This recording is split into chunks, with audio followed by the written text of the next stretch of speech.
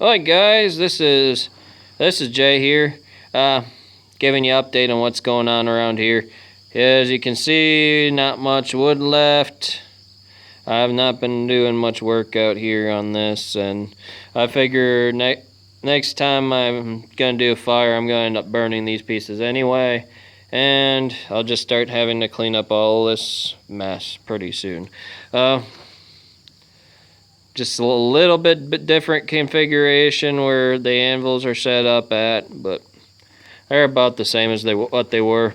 About this time last month, I had Skylar in here and had flatten out a railroad spike into a piece of flat stock, and then he made a railroad spike knife where he could put a wood, where he flattened out the handle part, where he could actually pin in like either, I don't know if he was planning on doing oak or hickory or whatever he was planning on using for a handle on it.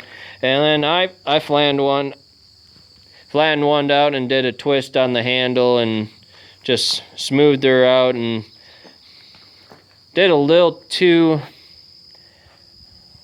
I guess, too much of a rounded bevel edge on before I put the blade on it, and basically set the blade to where it would shear metal rather than cut real well.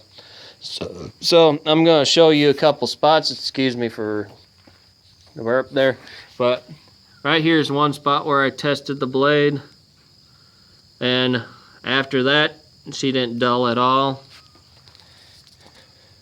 Let's see, where's the other couple spots where I tested her out? Right there.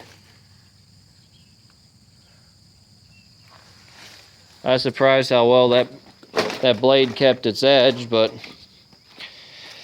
that's what happens when you have this and this to sharpen your blades.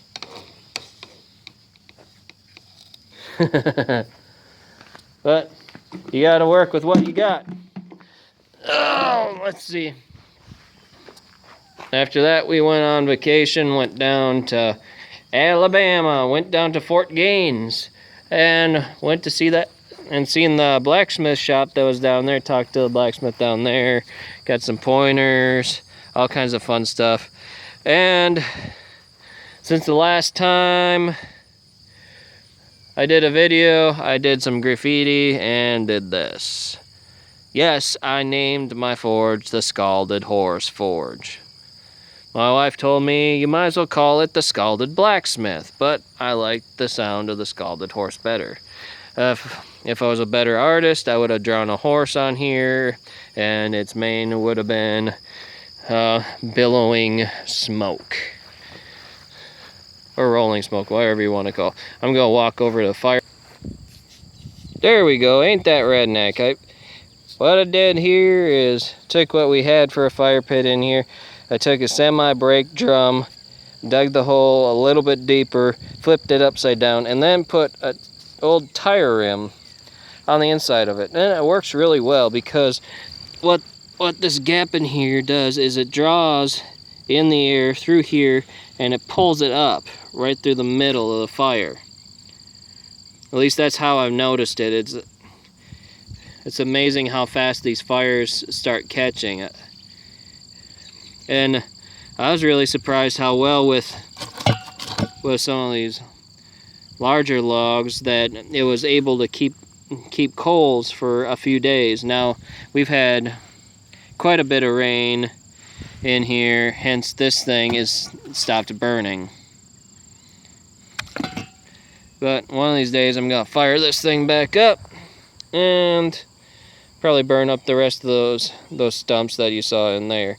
And second last time when we were burning stuff, we got a little bored and burned a little smiling stick figure in the grass, and the kids loved it.